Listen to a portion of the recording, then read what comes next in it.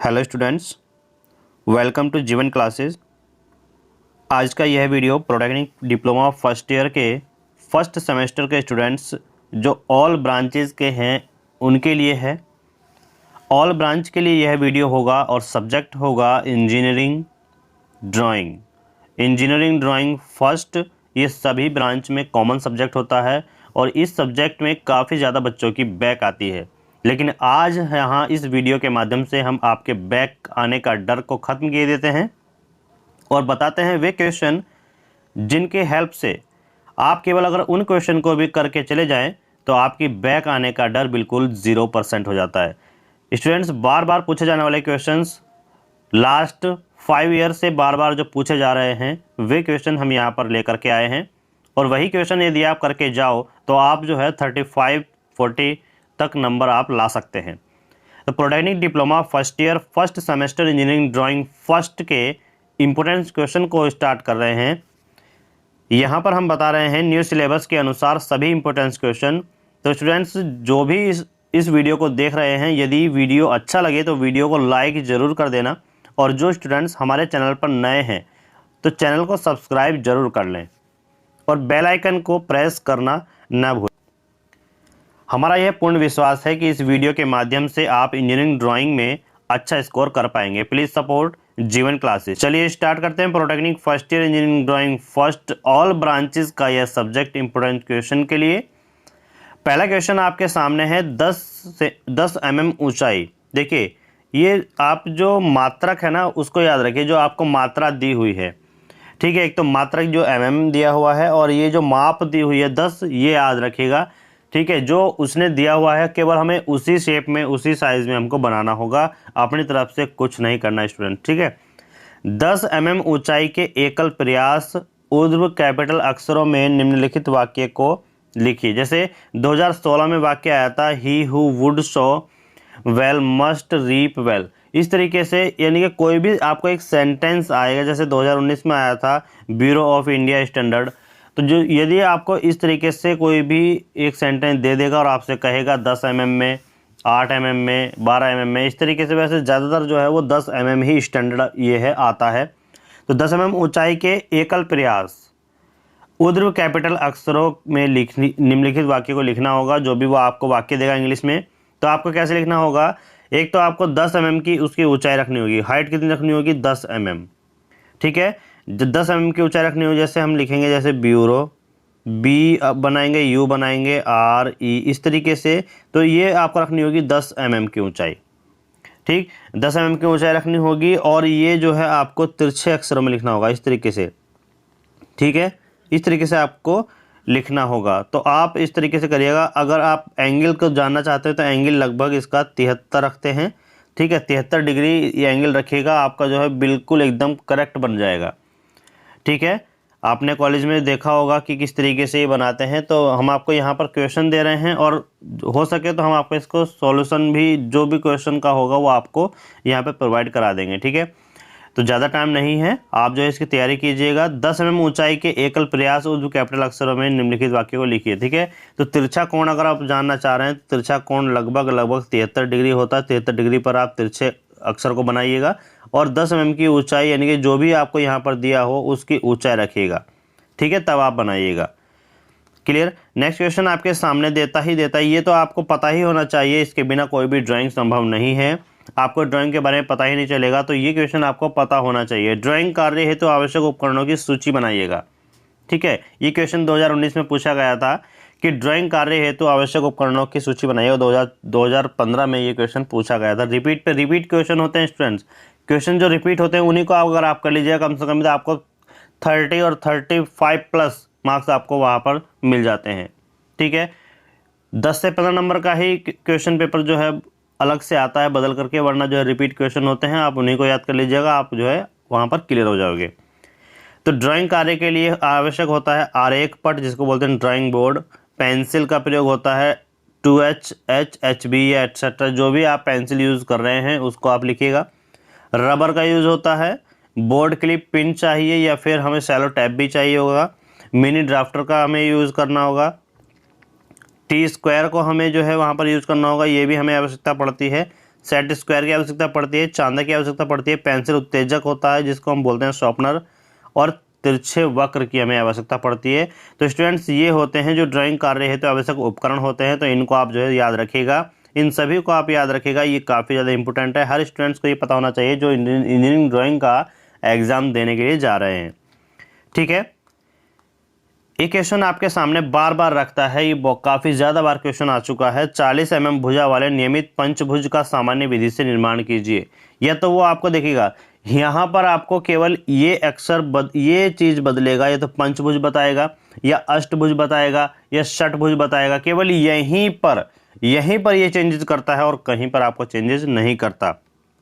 ठीक है, एक तो यहाँ पर करेगा और एक यहाँ पर करेगा। ठीक है, 40 mm की जगह पर आपकी बार दे दे वो 25 mm दे दे आपको, 20 mm दे दे आपको। ठीक है, और 40 की जगह 50 mm भी दे दे आपको। तो आपको ये दोनों को ध्यान रखना है, बाकी क्वेश्चन जो है वो सेम आएगा। ध्यान रखिएगा स्टूडेंट्स, क्वेश्चन सेम आएगा लेकिन आपको ये दोनों ही बदल देगा, या तो वो पंचभुज कहेगा, षटभुज कहेगा, अष्टभुज कहेगा। ठीक है, इस तरीके से, या चतुर्भुज कहेगा, वो ये बनवा सकता है, लेकिन जो आपका क्वेश्चन का पैटर्न है वो स्टूडेंट्स ये आएगा ही आएगा। 100% ये क्वेश्चन आता है। ठीक है, पंचभुज, षटभुज या फिर चतुर्भुज इस तरीके से बनवाता है और आपको जो है एक माप दे देगा 20 mm, 25 mm, 30 mm, 40 mm, 35 mm, ये आपको दे देगा। ठीक है, पंचभुज, षटभुज या चतुर्भुज ये जो है आप बना करके जाइएगा, सीख करके जाइएगा। ये क्वेश्चन आता ही आता है, ये क्वेश्चन नहीं कटने वाला है। इन तीनों को बना लीजिएगा, पंचभुज, षटभुज और अष्टभुज, ये आप बना लीजिएगा। इनमें से एक आपको 100% मिलेगा ही मिलेगा, और आपको ये क्वेश्चन 100% मिलने वाला है स्टूडेंट्स। बस आपको ये चेंज करने वाला है। ठीक है, जो बताया है उसको आप करते जाइएगा, कुछ भी आपका गड़बड़ नहीं होगा स्टूडेंट। एक है रेखिक विमाकरण के संरेखित एवं दिशाहीन तरीकों में अंतर बताइए। रेखिक विमाकरण के संरेखिक एवं दिशाहीन तरीकों में अंतर बताइएगा। ये स्टूडेंट्स ये क्वेश्चन 2018 में भी आया है, 2019 में भी आया है। ये क्वेश्चन को रिपीटेड होने का चांसेस इस बार पूरा है, क्योंकि 2021 में ये नहीं आया है, 2017, 2018 2019 में दोनों में रिपीट हुआ है स्टूडेंट। तो इसलिए इसके जो चांसेस है वो 70% रिपीट होने के हैं। तो इसको आप देख करके जाइएगा, ये क्वेश्चन काफ़ी ज़्यादा इंपॉर्टेंट है। नेक्स्ट क्वेश्चन आपको देता है प्रतिनिधि अंश एवं विकर्ण स्केल के सिद्धांत को समझाइए।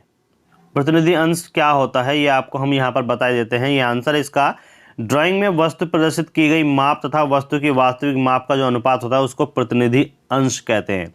ठीक है, तो आप कैसे लिखेंगे, प्रतिनिधि अंश बराबर वस्तु की ड्राइंग में माप या वस्तु की वास्तविक माप। ठीक है, दोनों का अगर हम रेशो कर दे तो हमें जो है प्रतिनिधि अंश मिल जाता है। बात करते हैं विकर्ण स्केल की। विकर्ण स्केल क्या होता है इसको भी बता देते हैं। विकर्ण स्केल ये होता है कि इस मापनी पर मुख्यतः 3 इकाइयाँ प्रदर्शित की जाती हैं दोस्तों। 3 इकाइयाँ प्रदर्शित की जाती हैं, अथवा इकाई के 10वें और 100वें भाग का जो 100वें भाग को हम क्या कर सकते हैं, आसानी से पढ़ सकते हैं। यानी कि जो विकर्ण स्केल होती है उस मापनी में मुख्यतः 3 इकाइयाँ प्रदर्शित की जाती हैं, या फिर हम कह सकते हैं कि इकाइयों के 10वें और 100वें भाग को आसानी से पढ़ सकते हैं। इस तरीके से इसको डिज़ाइन किया जाता है। ठीक है, ये होता है विकर्ण स्केल। नेक्स्ट क्वेश्चन आपके सामने है कोणीय प्रक्षेण को, ठीक है, कोणीय प्रक्षेण को समझाइए और प्रथम कोणीय प्रक्षेण तथा तृतीय कोणीय प्रक्षेण में अंतर बताइएगा। देखिएगा स्टूडेंट्स, कोणीय प्रक्षेण क्या होता है इसको आपको बताना है। ठीक है, ये होता है, और प्रथम कोणीय और तृतीय कोणीय इनमें दोनों में अंतर बताना है। देखिए स्टूडेंट, जो ये कोणीय प्रक्षेण है ये आना ही आना है स्टूडेंट्स। ठीक है, इस पर एक क्वेश्चन 100% बन रहा है, हर बार बन रहा है, 2021 में, 2019 में, 2018 में। ठीक है, 100% ये क्वेश्चन बनता है। ये क्वेश्चन तो हट ही नहीं रहा है एग्जाम से। ठीक है, तो कोणीय प्रक्षेण में कोणीय यानी कि प्रथम और तृतीय ये दोनों ही बार बार रिपीट हो रहे हैं। ठीक है, एक बार प्रथम आएगा तो एक बार तृतीय आएगा, एक बार तृतीय आएगा तो एक बार प्रथम आएगा, इस तरीके से ये रिपीट हो रहे हैं। ठीक, तो इसलिए हमने ये क्वेश्चन यहाँ पर रखा है। ये क्वेश्चन आपको मिलेगा ही मिलेगा। कोणीय प्रक्षेण को समझाइए और प्रथम कोणीय तृतीय कोणीय के अंतर बताइए। ठीक है, प्रथम कोणीय और तृतीय कोणीय के फिगर भी आते हैं, उन फिगर को आप देख के जाइएगा। ठीक है, प्रथम आता है तो प्रथम को टेक दीजिए और तृतीय आता है तो तृतीय को टेक दीजिए। ठीक, इसको क्वेश्चन को पढ़ के जाइएगा। ऐसे क्वेश्चन जो है बार बार रिपीट हो रहे हैं, ये कटा ही नहीं है। 21 में, 19 में और 17 में, 18 में ये क्वेश्चन आया ही आया है। मतलब प्रक्षेपण पर तो क्वेश्चन आता ही आता है, ये कभी कटता नहीं है। ठीक है, एक क्वेश्चन है आइसोमेट्रिक स्केल खींचने की विधि का वर्णन कीजिए। ये क्वेश्चन पहली बार ही आया था। ठीक है, ये क्वेश्चन 2019 में पहली बार आया था। आइसोमेट्रिक स्केल खींचिए और इसकी विधि का वर्णन कीजिए स्टूडेंट। ठीक है, तो आइसोमेट्रिक स्केल खींचना है और उसकी विधि का वर्णन करना है। ये क्वेश्चन आप एक बार पढ़ लीजिएगा। केवल मैं इसको पढ़ने को कह रहा हूँ, ये ज़्यादा इंपॉर्टेंट नहीं है। केवल 30% और 35% चांस है, 30-40% चांस है इसके, ये ऐसा आने वाला नहीं है। ठीक है, लेकिन आप इसको पढ़ करके जाइएगा। 30-40% चांस वाले को भी हम यहाँ पर देखेंगे। ठीक है स्टूडेंट्स, याद रखिएगा। अब नेक्स्ट क्वेश्चन जो हम आपको बताने जा रहे हैं स्टूडेंट्स, इसको आप बहुत ही ध्यान से देखिएगा। देखिए, निम्नलिखित के प्रतीक भारतीय मानक के अनुसार या भारतीय मानक के अनुरूप दीजिएगा। देखिए, जो हम यहाँ पर बता रहे हैं उनको आप 100% याद कर लीजिएगा, इसी में से आएगा। और एक क्वेश्चन और हम बताएंगे भारतीय मानक के अनुरूप जो प्रतीक हमें देने हैं, इन अगर सभी को आपको ने याद कर लिया तो आप इसमें से कम 6-7 आप यहाँ पर देख सकते हैं। ठीक है, 5 या 6 आते हैं और 5 या 6 जो है इनमें से ही आपको मिलने वाले हैं। बस आपको केवल देखना है, प्रतीक याद कर लेना है। ठीक है, आइए देखते हैं। एक आता है प्रतिच्छेदन रेखा, ये कई बार पूछा जा चुका है। प्रतिच्छेदन रेखा, प्रतिच्छेदन रेखा को आप जो है एक सीधी रेखा में इस तरीके से बनाते हैं। अगर पीतल को आपको दर्शाना हो तो आप इस तरीके से एक आयत बना करके उसमें जो है तिरछी लाइन को यहाँ पर ऐसे ड्रॉ कर देंगे, तो ये पीतल का साइन होता है। प्लग एवं सॉकेट किस तरीके से दर्शाएंगे तो आप देख लीजिएगा, इस तरीके से प्लग एवं सॉकेट को दर्शाते हैं। दीर्घ भंग रेखा जिसको बोलते हैं वो आप इस तरीके से दर्शाते हैं। लेकिन याद रखिएगा स्टूडेंट्स, ये जो एंगल है इस रेखा का, ये जो एंगल है ये 45 का रखना होता है। स्टूडेंट ध्यान से थोड़ा आप इसको समझिएगा। बजर को हम किस तरीके से दर्शाते हैं, बजर को हम इस तरीके से कर देते हैं और एक कर्व होता है और यहाँ पर एक अभिलंब खींच देते हैं। ठीक है, ये बजर होता है। एल्बो को दर्शाना होता है तो एल्बो को हम इस तरीके से दर्शाते हैं। स्टूडेंट्स याद रखिएगा इसको, एल्बो। और प्रथम कोणीय प्रक्षेप जो है वो इस तरीके से दर्शाते हैं। प्रथम कोणीय प्रक्षेप, अगर तृतीय कोणीय हो तो ये जो है बदल करके इधर आ जाता है, यानी कि इस तरीके से दिखेगा। ठीक है, आप देख लीजिएगा, आपको पता होगा ये इस तरीके से दिखेगा। ठीक है, प्रथम कोणीय तृतीय कोणीय को आप दोनों को याद कर लीजिए स्टूडेंट्स, ये काफ़ी ज़्यादा इंपॉर्टेंट है। एक क्वेश्चन आपके सामने आता है कि किसी एक विधि द्वारा 25 mm भुजा वाले एक सम अष्टभुज की रचना की। देखिए स्टूडेंट्स, आ गया नहीं, वही क्वेश्चन आया है कि किसी एक विधि द्वारा 25 mm भुजा वाले एक सम अष्टभुज। देखिए, ये सम अष्टभुज है, वहाँ पर दिया था पंचभुज और 40 mm भुजा। ठीक है, यानी कि ये क्वेश्चन स्टूडेंट्स आता ही आता है। ये 2021 में क्वेश्चन आया हुआ है, 2021 का क्वेश्चन आया हुआ है, वो 2019 में आया था। मैंने क्या कहा था कि अष्टभुज और पंचभुज, षटभुज, चतुर्भुज, ये चारों आप याद कर लीजिएगा। भुजा आपको कितनी भी दे तो ये आपको बनाना है। लेकिन एक बात ध्यान रखिएगा, जब सम अष्टभुज की बात करें, केवल इसमें भुजा दे रखी है, केवल इसमें भुजा दे रखी है, तो बाह्य कोण हम कैसे निकालेंगे? हमें कोण पे तो बनाना होगा। तो कोण हम निकालेंगे कि जो उसकी भुजा है, माप है। ठीक है, कितनी भुजा है? सम अष्टभुज दे रखा है, यानी कि 8 भुजाएं होंगी, तो n की संख्या हो जाएगी 8 और जो टोटल कोण होता है वो होता है 360। तो 360/8 जब हम करेंगे तो हमारे पास जो है उस कोण का, यानी कि उस भुजा का बाह्य कोण आ जाएगा। तो आप 45 डिग्री पर आप बनाते जाइएगा, आपको जो है सम अष्टभुज 25 mm तक के यहाँ पर मिल जाएगा। जैसे हमने यहाँ पर देखा, ठीक है, यहाँ से हमने बनाया 45 डिग्री। ठीक है, फिर इस रेखा को देखा तो इस पर हमने बनाया 45 डिग्री। ठीक है, फिर इस रेखा को जब हमने देखा तो इस पर बनाया हमने ये 45 डिग्री, यानी कि ये तो 25 mm होगा, ये भी 25 होगी। ठीक है, तो ये 45 बना। फिर हमने इस भुजा पर देखा तो हमारे पास ये 45 बना। ठीक है, फिर हमने इस भुजा पर देखा तो हमारे पास ये 45 बनेगा। फिर हमने इस भुजा पर देखा तो हमारे पास ये 45 बना, और फिर हमने इस भुजा पर देखा तो हमारे पास ये 45 बना। ठीक है, ये 45 बना। इस तरीके से आपको जो है ये सम अष्टभुज मिल जाएगा और आप जो है फिर इस तरीके से इसको गोला कर दीजिएगा। ठीक, तो इस तरीके से मिलेगा। मतलब हमने देखा है ये हुआ और यहाँ से हमने 45 डिग्री का बनाया। फिर इस रेखा पर देखना है, इस रेखा से फिर हमने 45 डिग्री का ये बनाया है। इस रेखा से फिर हमने भी 45 डिग्री का बनाया, फिर इस रेखा से 45 डिग्री का बनेगा, फिर इस रेखा से बनेगा 45 डिग्री, फिर इस रेखा से बनेगा 45 डिग्री का। ठीक है, तो इस तरीके से आप बनाते जाइएगा। लेकिन ये रेखा 25 mm की रखिएगा और फिर आप ये है इस तरीके से बना दीजिएगा। ठीक, तो ऐसे बनेगा। क्लियर। चलिए अब देखिए इस क्वेश्चन में जो ये दिए गए हैं सभी, इनको आप एक बार देख लीजिएगा अपनी बुक में, और देख करके जाने के बाद इसमें से कम मिलता है आपको 5 या 6 100% मिलने वाले हैं। भारतीय मानक के अनुरूप में निम्नलिखित को प्रतीक के रूप में बताना है, जैसे काउंटर, शंख, छिद्र, शीशा, लकड़ी के रेशे, ईंट को कैसे दर्शाते हैं, बजर को हमने पीछे बताया था, प्रतिच्छेदन रेखा को बताया था, तृतीय कोणीय प्रक्षेप आ गया नहीं, देखो दोस्तों तृतीय कोणीय प्रक्षेप आ चुका है। इस तरीके से आप जो है हमने बताया था वैसे ही आप बनाइएगा। चाप को किस तरीके से दर्शाते हैं, ठीक है, चैम्फर्ड सतह को किस तरीके से दर्शाया जाता है और कोण को कैसे हम दर्शाते हैं, टैपरित सतह अगर आए तो उसको हम भारतीय मानक के अनुरूप कैसे दर्शाएंगे, कैसे प्रतीक में लिखेंगे, शीशा वेल्ड, सीम वेल्ड को हम कैसे दर्शाएंगे, इसको आपको दिखना है। लेकिन भारतीय मानक स्टैंडर्ड के अनुसार आपको बताना है स्टूडेंट्स, आपकी बुक में सब दिया हुआ है। आंतरिक चूड़ियाँ किस तरीके से हम दर्शाएंगे, आपको फिगर बना करके केवल उसका साइन बना देना है। ठीक है, आपको वहाँ पर फिगर दिया हुआ होगा, साइन कैसे बनाना है वो आपको केवल याद करना है स्टूडेंट। ठीक है, बना करके आप देखिएगा सभी को, और एक बार इन सभी को अगर आप देख लेंगे तो आपसे ये क्वेश्चन तो आपको बचेगा ही नहीं। ठीक है, बहुत ही ईजी क्वेश्चन है, बस आपको केवल देख के जाना है। किसी एक विधि द्वारा 30 mm भुजा वाले समषटभुज की रचना की। देखिए फिर से वही क्वेश्चन, 2021 में 2 क्वेश्चन आए हैं। ठीक है, तो इस क्वेश्चन को तो आप छोड़ के ही मत जाना स्टूडेंट्स, बिल्कुल भी छोड़ के मत जाना, ये जरूर सीखना है।